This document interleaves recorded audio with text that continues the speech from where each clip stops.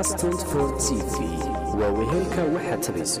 madaxweynaha maamul goboleedka Puntland mudane Saciid Cabdilaahi Deni ayaa dhagax dhigay xarunta kaydka xogta deegaanka iyo biyaha dhagax dhiga xarunta kaydka xogta deegaanka biyaha ayaa waxa madaxweynaha maamul goboleedka ku wehelinayay wasiirka wasaaradda deegaanka beeraha iyo iskaashiga caalamiga Ismaaciil Diiriye Gamadiid wasiirka wasaaradda tamarta iyo macdanta iyo biyaha Axmed Maxamed Yuusuf Taaraan iyo mas'uuliyiin ka tirsan golayaasha dawladda maamul goboleedka Puntland saraakiil ka socday hay'adaha FIO maamulka degmada ka gobolka Nugaal iyo saraakiil ka tirsan madaxtooyada maamul goboleedka Puntland xarunta xogta kheyraadka deegaanka iyo biyaha ayaa ah xarunta lagu kaydin doono kheyraadka dalka sida deegaanka iyo biyaha dhismahani ayaa noqonaya xaruntii ugu horeysay ee laga hirgeliyo Soomaaliya tan ilaa waqtigii uu dalku burburay waxaana mashruucani maalgeliyay hay'adda EU isla markaasina mashruucani waxa fulinaysa hay'adda FIO oo ka shaqeysa maamul goboleedka Puntland madaxweynaha maamul goboleedka Puntland madaxweyne Deni ahna madaxweynaha maamul goboleedka Puntland ayaa muujiyay ahmiyadda ballaaran ee mashruucani leeyahay tilmaamayna in mashruucani looga faa'iideysto kheyraadka dalka ee u baahan in la kaydiyo isagoo tusaale u soo qaatay mahmaadii Soomaaliyeed ee ahayd war la helay baa talo leh waxa uu yiri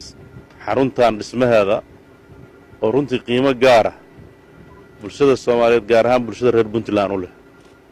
muddadii aan burburka ku jirnay xarun noocaan oo kale waa xaruntii ugu horeysay ee Soomaaliya laga fuliyo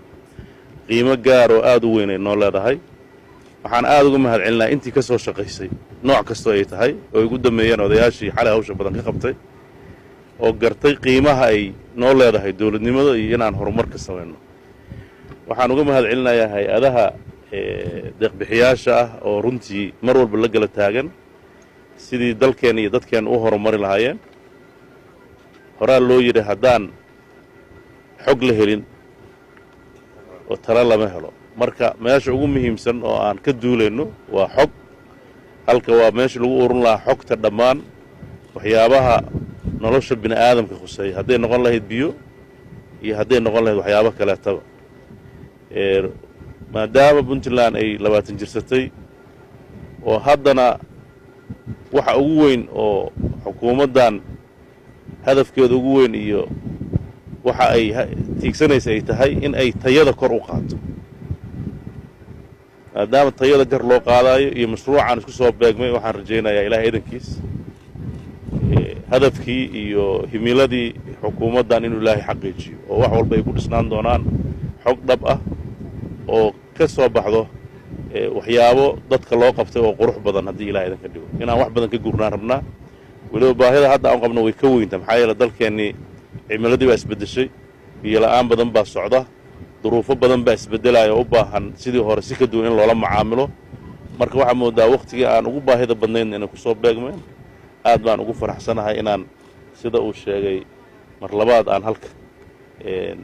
مشروعان ودماده oo shaqeynayna isugu nimaan doona hadii ilaahay Naasir Cabdulqaadir Cabdiwahaab Naasir Talasame Badda 24 TV magaalada Hargeysa